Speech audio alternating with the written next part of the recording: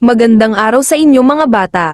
Tayo ngayon ay nasa quarter 1, week 8 nagpag-aaral. Kayo ay inaasahang matukoy ang mga pangunahing pangangailangan ng tao, maipaliwanag kung bakit mahalaga ang pangunahing pangangailangan, makapagbigay ng halimbawa ng bawat pangunahing pangangailangan sa sariling karanasan. Ano ang nakikita ninyo sa larawan? Ano kaya ang ginagawa ng bata? Ano ang mahalaga sa bawat tao upang mabuhay ng maayos? Tama ka, ang batang babae ay kumakain. Ang batang lalaki naman ay nagsusuot ng damit, at ito ay bahay.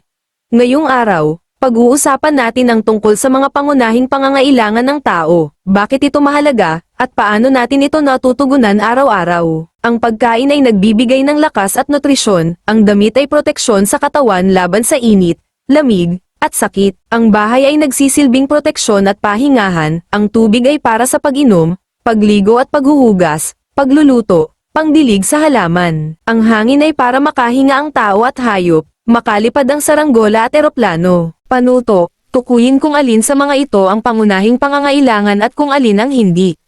Tama ka, ang mga pangunahing pangangailangan ay bigas, damit, at bahay. At ang hindi pangunahing pangangailangan naman ay laptop, cellphone, at manika.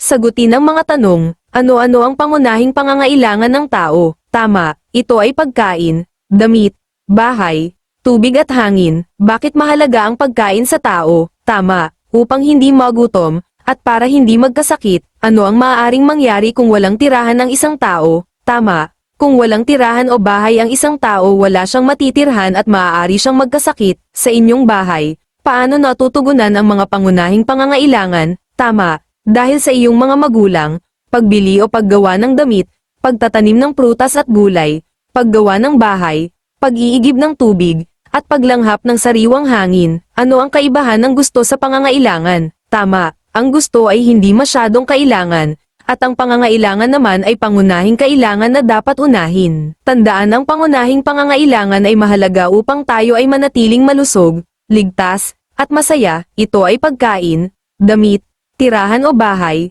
tubig, at hangin. Thank you sa panonood, hanggang sa muli. Like and follow.